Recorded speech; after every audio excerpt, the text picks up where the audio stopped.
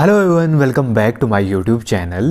तो ये वीडियो आपकी बहुत ज़्यादा खास रहने वाली है क्योंकि ये होने वाला है आपका टीचिंग एप्टीट्यूड एंड एटीट्यूड वाले सेक्शन का मॉक टेस्ट नंबर 2। और जो मैंने पहले वीडियो प्रोवाइड करी थी वो था आपका मॉक नंबर 1। उसमें क्या था, उसमें 40 क्वेश्चंस थे और इस पीडीएफ में भी आपके 40 क्वेश्चंस होने वाले हैं। तो आपको क्या करना है कि अपने साथ एक पेन लेना है और साथ में एक नोटबुक का पेज भी ले लेना है। तो जैसे मैं क्वेश्चन को पढ़ रहा हूँगा उस वक्त आपने वीडियो को पॉज करना है और उस क्वेश्चन को खुद अपने दम पर सॉल्व करने की ट्राई करनी है और इसी तरीके से आपने 40 के 40 क्वेश्चन सॉल्व करने हैं।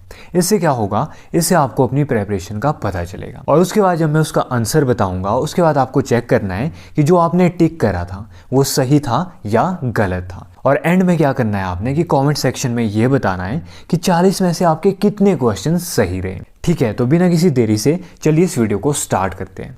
जो आपका आज का पहला क्वेश्चन रहने वाला है वो है आपका कि what is the most critical factor किसमें in ensuring the long term success of inclusive education in a diverse classroom setting.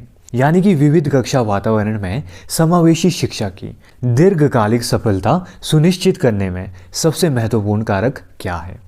पहला है availability of advanced infrastructure, second है sensitisation and continuous professional development of teachers और third है आपका government schemes and financial aid और D है आपका recruitment of more special educators.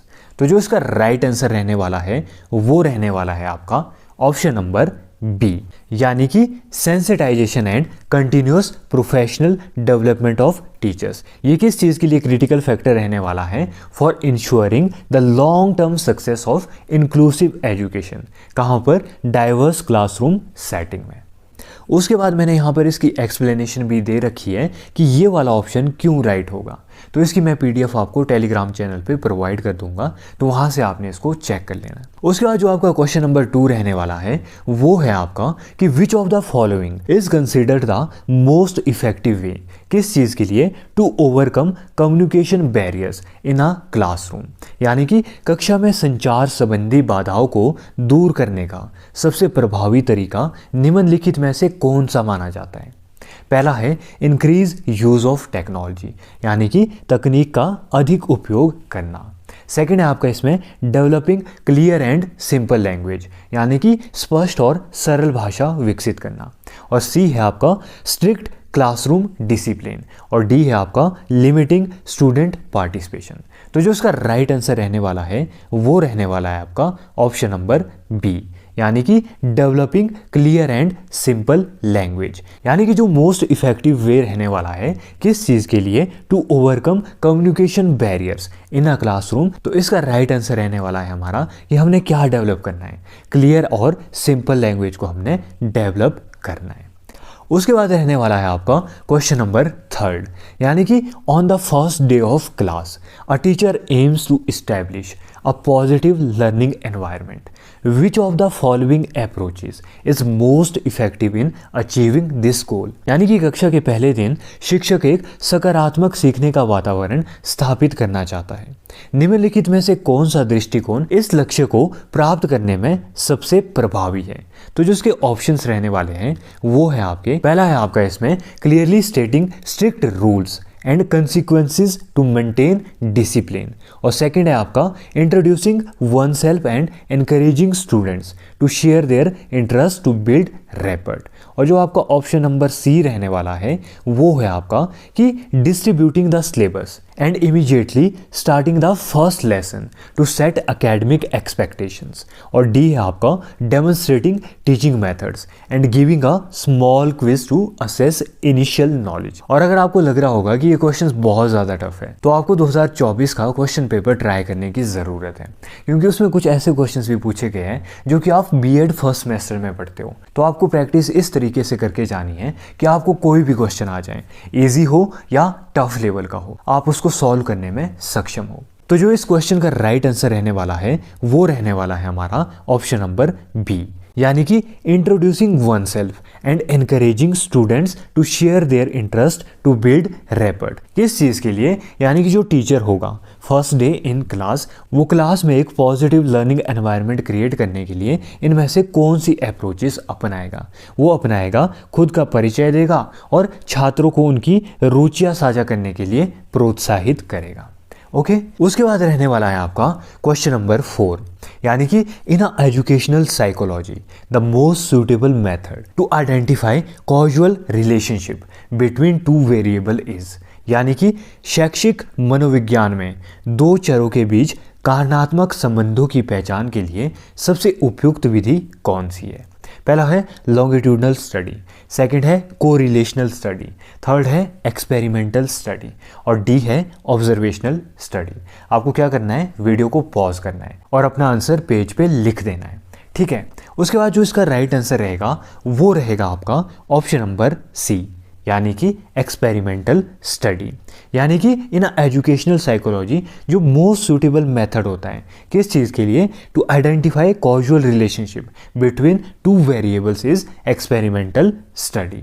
और मैंने यहाँ पर इसकी एक्सप्लेनेशन भी दे रखी है, इसको आप टेलीग्राम चैनल से ज़रूर पढ़ लेना। उसके बाद आपका नेक्स्ट क्वेश्चन जो कि है आपका क्वेश्चन नंबर 5, वो क्या रहने वाला है? वो है हमारा कि the skill that integrates the ability to identify relevant sources, assess their credibility and utilize them ethnically in academic settings is known as।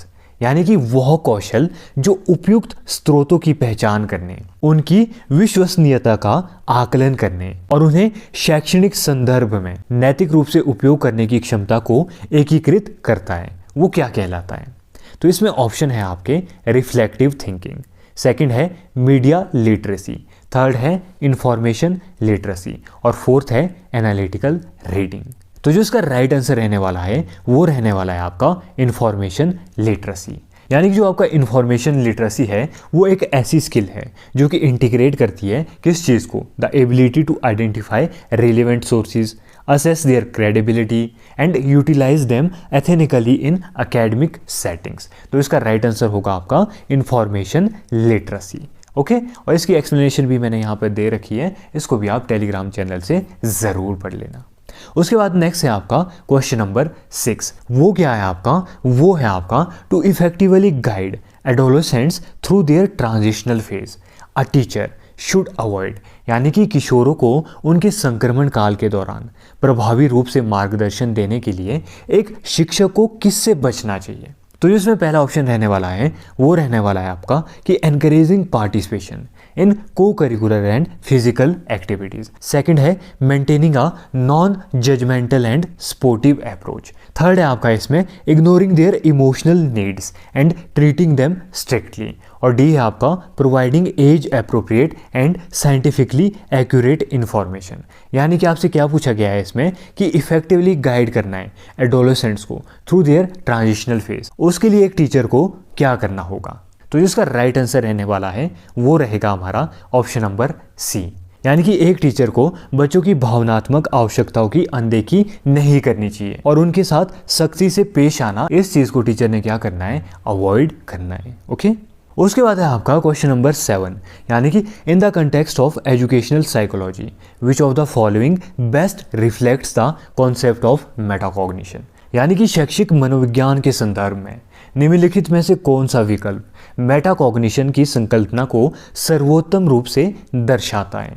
पहला इसमें आपका मेमोराइजिंग विदाउट अंडरस्टैंडिंग, सेकंड है आपका इसमें thinking about one's own thinking processes, third है आपका इसमें solving problems through trial and error और उसके बाद जो आपका डी ऑप्शन रहने वाला है वो है आपका रिलाई करना है किसके ऊपर? Teacher feedback for learning. यानी कि क्वेश्चन क्या पूछा गया आपसे कि in the context of educational psychology which of the following best reflect the metacognition का कॉन्सेप्ट बताना है। तो जिसका राइट आंसर रहने वाला है वो रहेगा आपका ऑप्शन नंबर बी, यानी कि thinking about one's own thinking processes. उसके बाद है आपका क्वेश्चन नंबर 8, यानी कि which of the following statements best represents the nature of cognitive development in children according to developmental psychology, यानी कि बाल विकास मनोविज्ञान के अनुसार बच्चों में संज्ञानात्मक विकास की प्रकृति को निम्नलिखित में से कौन सा कथन सर्वश्रेष्ठ रूप से दर्शाता है। पहला है इसमें आपका it progresses in a linear and uniform manner. Second है इसमें आपका it follows a sequential but uneven pattern. Third है इसमें आपका it remains stagnant after early childhood. और डी है आपका it is completely unrelated to environmental influence. तो इसका राइट आंसर रहने वाला है, यानी कि बाल विकास मनोविज्ञान के अनुसार बच्चों में संज्ञानात्मक विकास की प्रकृति को कौन सा कथन सर्वश्रेष्ठ रूप से दर्शाता है। तो इसका राइट आंसर रहने वाला है, इसका राइट आंसर रहने वाला है आपका ऑप्शन नंबर बी, यानी कि it follows a sequential but uneven pattern, यानी कि यह अनुक्रमिक परंतु असमान ढांचे का अनुसरण करता है।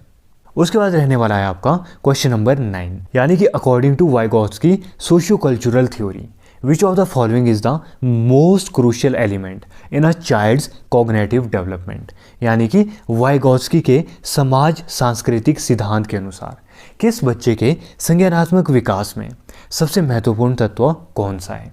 पहला है आपका इसमें इन्नेट इंटेलिजेंस, सेकंड है language and social interaction, third है स्टिमुलस एंड रेनफोर्समेंट, और डी है फॉर्मल स्कूलिंग।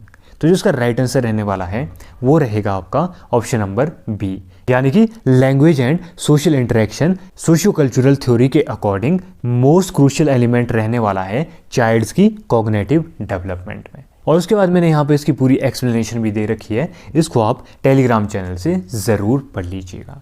उसके बाद रहने वाला है आपका क्वेश्चन नंबर 10, यानी कि which of the following best reflects a teachers professional accountability, किस चीज़ में इन अ स्टूडेंट सेंट्रिक क्लासरूम, यानी कि निम्नलिखित में से कौन सा कथन एक छात्र केंद्रित कक्षा में शिक्षक की व्यावसायिक जवाबदेही को सबसे अच्छी तरह दर्शाता है।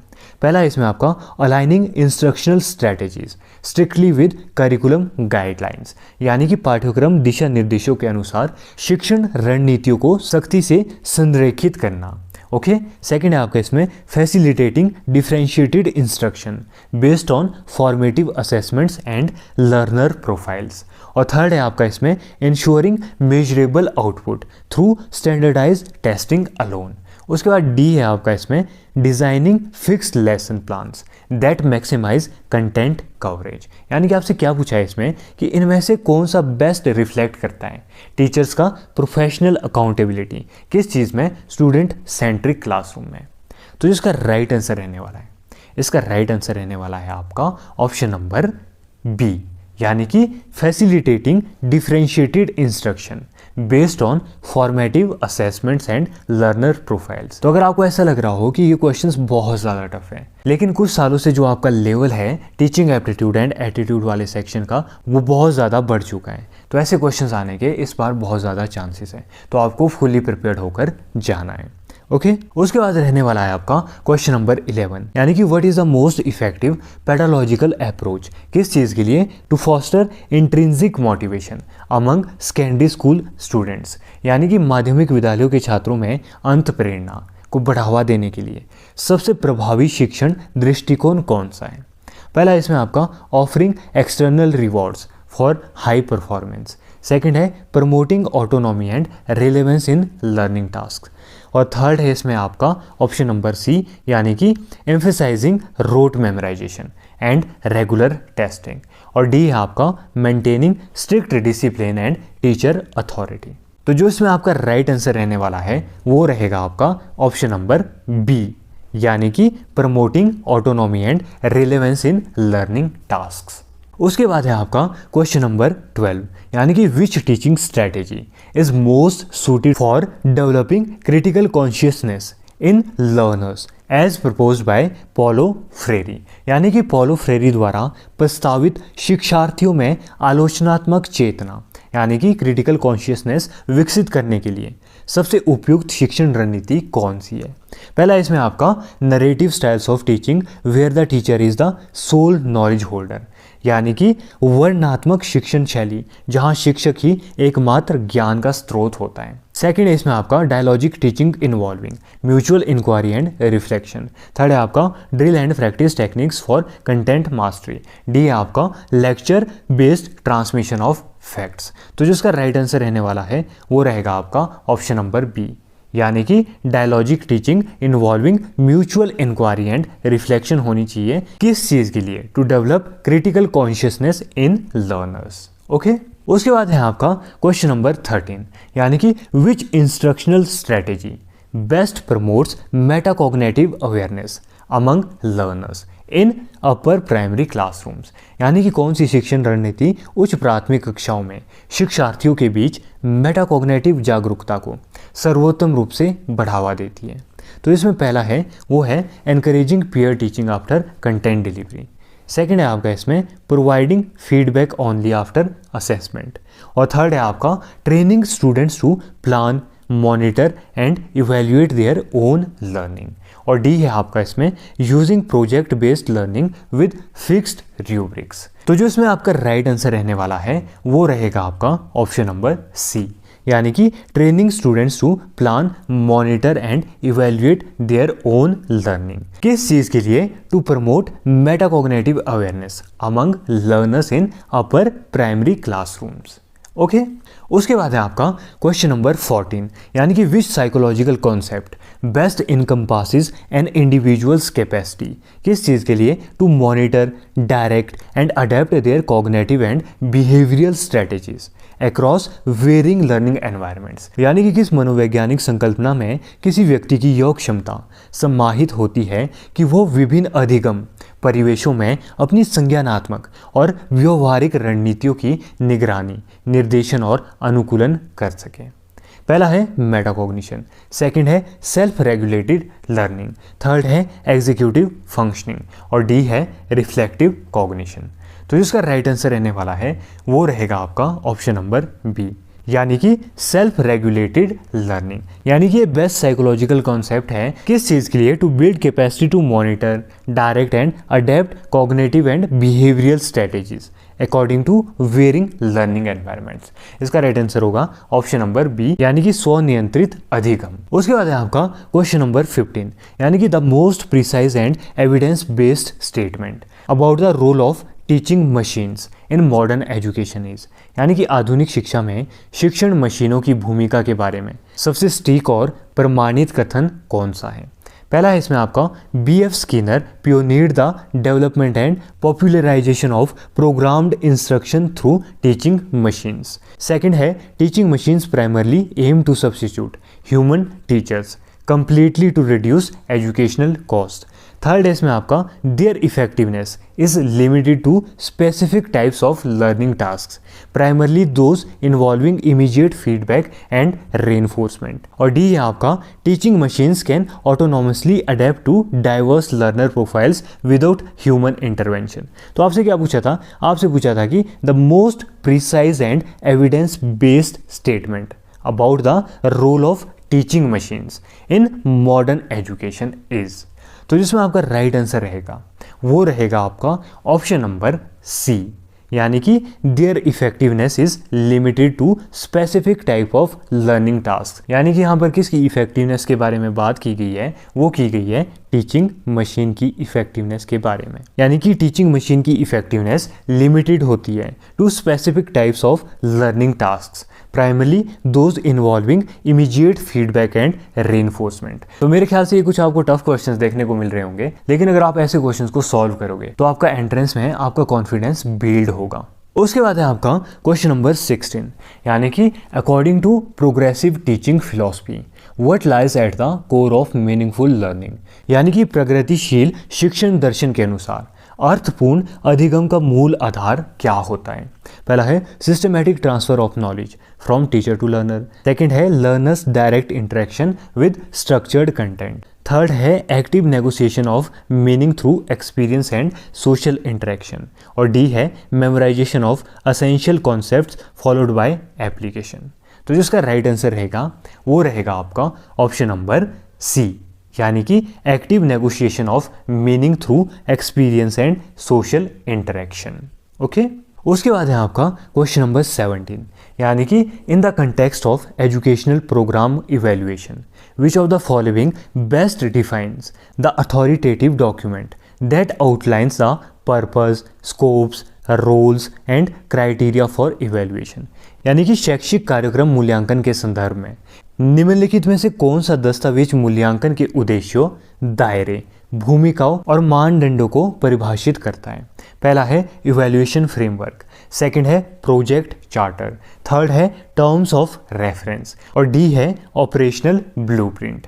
तो इसका राइट आंसर रहने वाला है वो रहेगा आपका ऑप्शन नंबर सी, यानी कि टर्म्स ऑफ रेफरेंस। उसके बाद है आपका क्वेश्चन नंबर 18, यानी कि which of the following disciplines offers the most integrative perspective to study how human activities influence, modify and interact with physical and environment over time and space. तो जो ये question है, इस तरह का क्वेश्चन आपका 2024 के टीचिंग एप्टीट्यूड एंड एटीट्यूड वाले सेक्शन में पूछा गया है।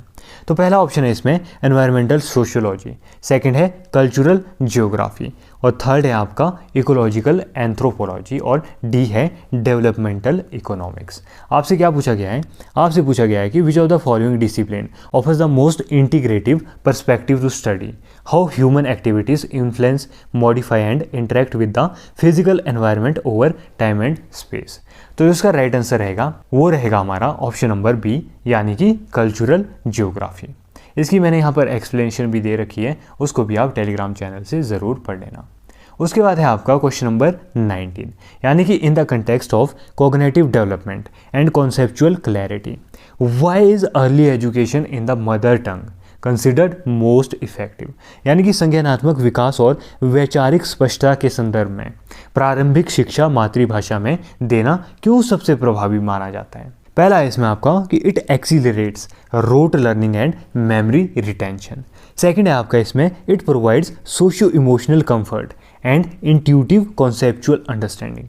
सी है इसमें आपका it enables quick translation of foreign knowledge systems और डी है it builds proficiency in standardised global academic language early on. तो इसका राइट आंसर रहने वाला है वो रहेगा आपका ऑप्शन नंबर बी, यानी कि it provides socio emotional comfort and intuitive conceptual understanding. कौन प्रोवाइड करता है? वो प्रोवाइड करता है आपका अर्ली एजुकेशन किसमें? मदर टंग में। उसके बाद है आपका क्वेश्चन नंबर 20, यानी कि education is the manifestation of the perfection already in the man. This statement was given by home. तो आपके ऐसे क्वेश्चन आने के बहुत ज़्यादा चांसेस रहते हैं कि ये स्टेटमेंट किसने दी थी।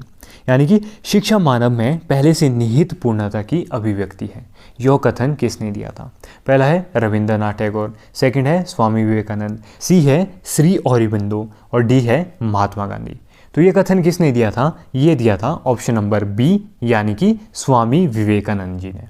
उसके बाद है आपका क्वेश्चन नंबर 21, यानी कि which pedagogical approach most effectively facilitates students deep understanding of abstract concepts in diverse classrooms. यानी कि विविध कक्षाओं में छात्रों को अमूर्त यानी कि एब्स्ट्रैक्ट अवधारणाओं की गहन समझ दिलाने में सबसे प्रभावी शैक्षणिक दृष्टिकोण कौन सा है? पहला है इसमें आपका transmissive teaching using structured lecture methods, B है आपका contextualised learning with multi sensory engagement और सी है आपका direct instruction followed by factual recall exercises और डी है curriculum compaction and enrichment activities. तो जिसमें आपका राइट आंसर रहने वाला है वो रहने वाला है आपका ऑप्शन नंबर बी, यानी कि contextualised learning with multi sensory engagement. यानी कि आपसे क्या पूछा था? आपसे पूछा गया था कि कौन सी पेडालॉजिकल अप्रोच ऐसी है जो कि मोस्ट इफेक्टिवली फैसिलिटेट करती है किस चीज़ को? स्टूडेंट्स की डीप अंडरस्टैंडिंग किस चीज़ में? एब्स्ट्रैक्ट कंसेप्ट्स में। कहाँ पर? डाइवर्स क्लासरूम्स में। Option number B is right answer. उसके बाद है आपका क्वेश्चन नंबर 22, यानी कि the concept of readiness in maturation emphasizes that learning certain complex skills depends primarily on। यानी कि परिपक्वता में तत्परता की अवधारणा इस बात पर जोर देती है कि कुछ जटिल कौशल सीखना मुख्यतः किस पर निर्भर करता है। पहला है इसमें आपका the cognitive development stage of the learner और बी है the socio economic background of the learner, C है द टीचिंग मेथड्स एम्प्लॉयड और डी है the motivation level of the learner. तो इसमें आपका राइट आंसर रहेगा वो रहेगा आपका option number A, the cognitive development stage of the learner. यानी कि आपसे पूछा गया था कि जो कंसेप्ट है किसका, रेडीनेस का, कहाँ पर इन मैच्योरेशन वो एम्फोसाइज करता है किस चीज़ को, लर्निंग सर्टेन कम्प्लेक्स स्किल, और वो किस चीज़ पर डिपेंड करता है, प्राइमरली वो करता है cognitive development stage of the learner. उसके बाद है आपका नेक्स्ट क्वेश्चन, क्वेश्चन नंबर 23, यानी कि when a teacher evaluate students overall development including behavioural aspects like wellness and lifestyle based on summative test result, this evaluation is best described as. ये मैंने आपसे Telegram में भी पूछा था। पहला है आपका फॉर्मेटिव असेसमेंट और बी है CCE यानी कि कंटिन्यूस एंड कॉम्प्रिहेंसिव इवैल्यूएशन, और सी है नॉर्म रेफरेंस्ड असेसमेंट और डी है क्राइटेरियन रेफरेंस्ड असेसमेंट। तो इसका राइट आंसर रहने वाला है अकॉर्डिंग टू AI, वो रहने वाला है आपका ऑप्शन नंबर डी। और जो गूगल है, गूगल में इसके बहुत सारे ऑप्शंस है, यानी कि गूगल में इसका बी आंसर भी दिया गया है और ए आंसर भी दिया गया है, और यहाँ पर ऑप्शन नंबर बी में भी थोड़ा सा कन्फ्यूजन है। उसके बाद है आपका नेक्स्ट क्वेश्चन, यानी कि effective decision making in educational administration requires balancing multiple factors, which of the following best explains a challenge unique to decision making in educational settings compared to general management। यानी कि शैक्षिक प्रशासन में प्रभावी निर्णय लेने के लिए कई कारकों का संतुलन आवश्यक होता है। निम्नलिखित में से कौन सा विकल्प सामान्य प्रबंधन की तुलना में शैक्षिक सेटिंग्स में निर्णय लेने की एक अनूठी चुनौती को सबसे बेहतर तरीके से दर्शाता है? पहला है इसमें आपका decision making is mostly based on financial outcomes. Second है decisions often have to consider diverse stake holders interest including students, parents and teachers. और उसके बाद सी है administrative decisions are rarely subject to ethical scrutiny, और D है decision making primarily focus on routine operational tasks rather than long term planning.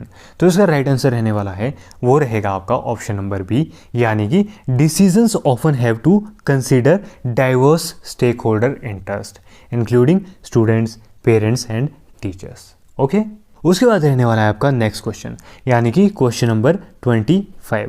वो क्या रहेगा आपका, वो रहेगा which instructional strategy most effectively enhances क्या students higher order thinking skills. पहला है ड्रिल एंड प्रैक्टिस, सेकंड है इंक्वायरी बेस्ड लर्निंग, सी है डायडैक्टिक टीचिंग और डी है पैसिव लिसनिंग। तो इसका राइट आंसर रहेगा वो रहेगा हमारा option number B, inquiry based learning ज़रूरी है किस चीज़ के लिए, to effectively enhance students higher order thinking skills. उसके बाद है आपका क्वेश्चन नंबर 26, यानी कि teaching in the mother tongue at the primary level is important because it, यानी कि प्राथमिक स्तर पर मातृभाषा में पढ़ाना महत्वपूर्ण इसलिए होता है क्योंकि पहला है it strengthen the social and cultural foundations essential for holistic child development, और बी है only simplifies teaching without significant developmental benefits, और इसमें सी है आपका it limits children's ability to learn additional language effectively, और आपका डी है इसमें gives teachers unrestricted freedom to use any language irrespective of students backgrounds. यानी कि आपसे क्या पूछा है इसमें, आपसे पूछा गया है कि प्राथमिक स्तर पर मातृभाषा में पढ़ाना महत्वपूर्ण क्यों होता है। तो इसमें आपका राइट आंसर रहेगा वो रहेगा आपका ऑप्शन नंबर ए, यानी कि यह बच्चों के समग्र विकास के लिए आवश्यक सामाजिक और सांस्कृतिक आधार को मजबूत करता है। कौन करता है, mother tongue language eight primary level. उसके बाद है आपका क्वेश्चन नंबर 27, यानी कि which of the following is not a recommended feature of a well designed school time table, यानी कि निम्नलिखित में से कौन सा एक अच्छी तरह से डिजाइन किए गए स्कूल टाइम टेबल की अनुशंसित विशेषता नहीं है। पहला है इसमें आपका allowing for occasional rescheduling without disrupting overall plan, second है ensuring all subjects receive equal instructional time regardless of importance, C है आपका providing sufficient breaks to maintain student focus and health, और डी है आपका coordinating activities to avoid teacher and resource conflicts. और आपसे क्या पूछा गया था, आपसे पूछा गया था विच one of the following not a recommended feature of a well designed school time table. तो इसका राइट आंसर रहेगा वो रहेगा आपका ऑप्शन नंबर बी, यानी कि महत्व की परवाह किए बिना सभी विषयों को समान शिक्षण समय देना। उसके बाद है आपका क्वेश्चन नंबर 28। उसमें क्या पूछा गया है, विच of the following teaching models primarily emphasises refining cognitive processes through structured instructional steps.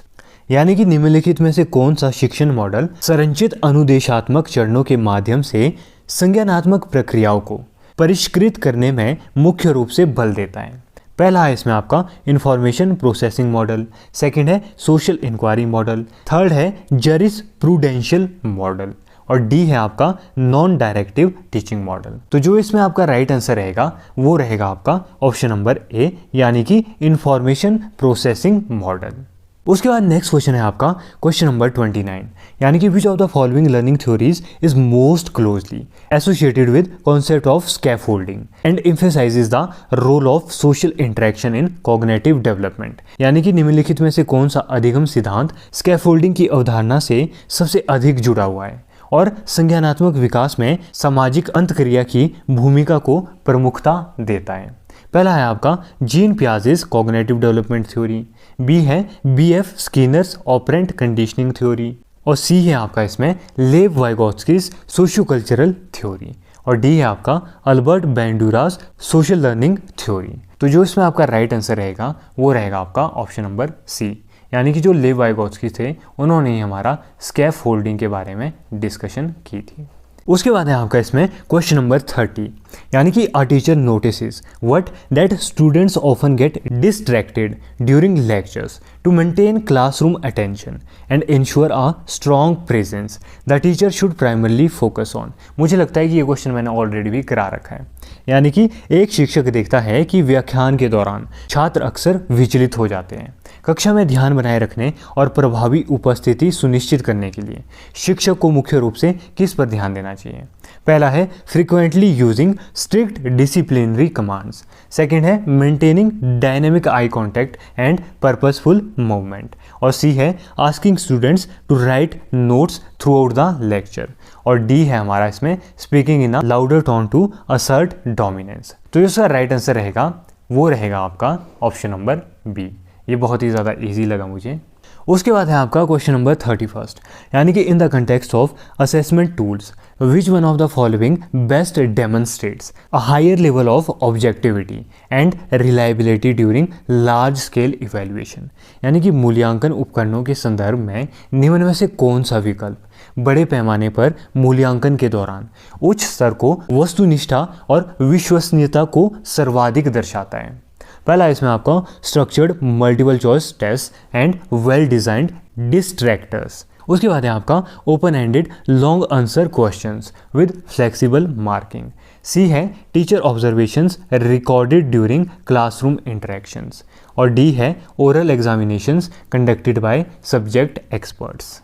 तो जो इसमें आपका राइट आंसर रहेगा वो रहेगा आपका ऑप्शन नंबर ए, यानी कि structured multiple choice test and well designed distractors help करते हैं आपकी किसमें उच्च स्तर की वस्तुनिष्ठा और विश्वसनीयता को सर्वाधिक दर्शाने में। ओके। उसके बाद है आपका क्वेश्चन नंबर 32, यानी कि which one of the following behaviours in adolescents is most likely an assertion of emerging identity rather than a sign of defiance. यानी कि किशोरों में निम्नलिखित में से कौन सा व्यवहार विद्रोह नहीं बल्कि उभरती हुई पहचान की अभिव्यक्ति अधिक संभावना से होता है। पहला है इसमें आपका frequently questioning parental rules without hostile tone, second है इसमें आपका repeated classroom disruptions to seek peer attention, C है refusing to follow school uniform policy out of protest और डी है isolating themselves due to feelings of inadequacy. तो इसमें आपका right answer रहेगा वो रहेगा आपका ऑप्शन नंबर ए, यानी कि frequently questioning parental rules without hostile tone. उसके बाद है आपका इसमें क्वेश्चन नंबर 33, यानी कि अ 12-year-old child has a mental age of 15 years. What can be inferred about the child's cognitive development? यानी कि एक 12 वर्ष के बच्चे की मानसिक आयु 15 वर्ष है। बच्चे के संज्ञानात्मक विकास के बारे में क्या निष्कर्ष निकाला जा सकता है? पहला है the child is cognitively advanced with an IQ of 125। Second है the child's IQ is average. और सी है the child's mental age needs support. और डी है the child is facing intellectual delay. तो इसका राइट आंसर रहेगा वो रहेगा आपका ऑप्शन नंबर ए, यानी कि the child is cognitively advanced with an IQ of 125। यानी कि जो यहाँ पे 125 आया है वो कैसे आया है? By using IQ formula. और मैंने यहाँ पर उसको एक्सप्लेनेशन में दिया हुआ है, इसको आप टेलीग्राम चैनल से पढ़ लेना। ओके। उसके बाद नेक्स्ट क्वेश्चन है आपका कि which quality is most essential for a teacher to develop a scientific attitude among students. यानी कि विद्यार्थियों में वैज्ञानिक दृष्टिकोण विकसित करने के लिए शिक्षक में सबसे आवश्यक गुण कौन सा है? पहला इसमें आपका ओपन माइंडेडनेस, बी है स्ट्रिक्ट डिसिप्लिन, और सी है कम्पिटिटिव स्पिरिट, और डी है क्विक डिसीजन मेकिंग। तो इसका राइट आंसर रहेगा वो रहेगा आपका ऑप्शन नंबर ए, यानी कि ओपन माइंडेडनेस। उसके बाद है आपका क्वेश्चन नंबर 35, यानी कि when the majority of the students in a class exhibit misbehaviour which approach most effectively addresses the underlying cause rather than just managing the behavior। यानी कि जब कक्षा के अधिकांश छात्र अनुशासनहीनता दिखाते हैं तो निम्न में से कौन सा तरीका सबसे प्रभावी रूप से मूल कारण को संबोधित करता है, बजाय केवल व्यवहार को नियंत्रित करने के? तो जो इसमें आपके ऑप्शंस रहेंगे वो रहेंगे आपके, पहला है imposing consistent but fair disciplinary measures, और बी है engaging students in participate rule making and responsibility sharing, और सी है increasing supervision and frequent reminders of rules, और डी है providing targeted counselling and emotional support to students. तो जिसमें आपका right answer रहेगा वो रहेगा आपका ऑप्शन नंबर बी, यानी कि इंगेज करना है स्टूडेंट्स को। कहाँ पर? In participative rule making and responsibility sharing. उसके बाद है आपका क्वेश्चन नंबर 36, यानी कि micro teaching is most effectively used by student teachers who are, यानी कि माइक्रो टीचिंग सबसे प्रभावी रूप से किन छात्र शिक्षकों द्वारा उपयोग की जाती है? पहला है इसमें आपका those preparing only for primary level teaching, और बी है those already experienced in classroom teaching, और सी है those undergoing initial training across different educational levels, और डी है those specialising exclusively in subject content knowledge. तो जो इसका right answer रहेगा वो रहेगा आपका ऑप्शन नंबर सी, यानी कि those undergoing initial training across different educational levels, उनके लिए जो माइक्रो टीचिंग है वो सबसे प्रभावी रूप से छात्र शिक्षकों द्वारा उपयोग की जाती है। उसके बाद है आपका क्वेश्चन नंबर 37, यानी कि as a principal what is the most effective approach to support below average students. पहला है इसमें आपका treat them the same as all other students to maintain fairness, B है provide additional guidance and remedial support tailored to their needs. Okay. उसके बाद C है इसमें आपका focus primarily on average and above average students to maintain overall performance, और D है encourage करना है किसको? पीयर ट्यूटरिंग को, but avoid signalling them out publicly. यानी कि आपसे क्या पूछा था? आपसे पूछा था कि as a principal what is the most effective approach to support below average students. तो ये रहे इसके ऑप्शंस। ऑप्शन नंबर ए हो गया, बी हो गया, सी हो गया और डी हो गया। तो जो इसका राइट आंसर रहेगा वो रहेगा हमारा ऑप्शन नंबर बी, यानी कि आपने प्रोवाइड करना है एडिशनल गाइडेंस को और रेमेडियल सपोर्ट को, जिसकी वजह से जो बच्चों की नीड्स है वो कंप्लीट हो पाए। उसके बाद है आपका क्वेश्चन नंबर 38, यानी कि which one of the following cognitive levels is considered the most basic और फाउंडेशनल इन लर्निंग। यानी कि निम्नलिखित में से कौन सा संज्ञानात्मक स्तर सीखने में बुनियादी या आधारभूत माना जाता है? पहला है मेमोरी लेवल, सेकंड है अंडरस्टैंडिंग लेवल, और सी है रिफ्लेक्टिव लेवल, और डी है इंट्रोस्पेक्टिव लेवल। तो जो उसका राइट आंसर रहेगा वो रहेगा आपका ऑप्शन नंबर ए, यानी कि मेमोरी लेवल सबसे ज़्यादा ज़रूरी है किस चीज़ के लिए? संज्ञानात्मक स्तर सीखने में सबसे बुनियादी और आधारभूत इसको ही माना जाता है। किसको? मेमोरी लेवल को। उसके बाद है आपका क्वेश्चन नंबर 39, यानी कि a student is asked to paraphrase a paragraph from English to Hindi as a teacher assessing the task which cognitive skill is being primarily evaluated. यानी कि छात्र से कहा गया है कि वो अंग्रेजी के एक अनुच्छेद को हिंदी में पुनः वर्णित करें। एक शिक्षक के रूप में इस कार्य का मूल्यांकन करते समय मुख्यतः कौन सी संज्ञानात्मक क्षमता का परीक्षण किया जा रहा है? पहला है इसमें आपका ऑप्शन नंबर ए यानी कि एनालिसिस, ऑप्शन नंबर बी है कॉम्प्रीहेंशन, और ऑप्शन नंबर सी है एप्लीकेशन, और ऑप्शन नंबर डी है इवैल्यूएशन। तो जिसमें आपका राइट आंसर रहेगा वो रहेगा आपका ऑप्शन नंबर बी यानी कि कॉम्प्रीहेंशन। उसके बाद आपका लास्ट एंड फाइनल क्वेश्चन रहने वाला है, a student with average cognitive ability but exposed to rich learning experiences is likely to. यानी कि औसत संज्ञानात्मक क्षमता वाला छात्र जो समृद्ध सीखने के अनुभव से गुजरा हो, उसके परिणाम क्या होंगे? पहला है perform strictly according to innate intelligence, second है excel beyond average due to environmental influence, और सी है show average results regardless of the environment, और डी है become dependent solely on teachers guidance. तो जिसमें आपका राइट आंसर रहेगा वो रहेगा आपका ऑप्शन नंबर बी यानी कि excel beyond average due to environmental influence. यानी कि आपसे क्या पूछा गया था? आपसे पूछा गया था कि a student with average cognitive ability, यानी कि उस बच्चे की एवरेज कॉग्निटिव एबिलिटी है लेकिन वो एक्सपोज है किस चीज़ के लिए? रिच लर्निंग एक्सपीरियंसेस के लिए। तो इसका रहेगा option number B is right answer. तो इसी के साथ ये वाला मॉक टेस्ट भी आपका खत्म होता है, और अब आपको क्या करना है कि आपको जल्दी से कमेंट सेक्शन में जाना है और आपको ये बताना है कि आपके 40 में से कितने मार्क्स आए, और साथ ही कमेंट बॉक्स में ये भी बताना कि इस मॉक टेस्ट का लेवल क्या था, यानी कि एवरेज था, मीडियम था, हाई था या वेरी हाई था। ओके, तो अगर आपको ये वीडियो इन्फॉर्मेटिव लगी हो और मेरे एफर्ट्स भी पसंद आए हो तो जल्दी से इस वीडियो को लाइक करना, शेयर करना, मेरे चैनल को सब्सक्राइब करना, और कमेंट में एक प्यारा सा कमेंट भी ज़रूर लिख देना। और इस पीडीएफ को पढ़ने के लिए मेरे टेलीग्राम चैनल को ज्वाइन कर लेना। तब तक के लिए thank you and have a great day.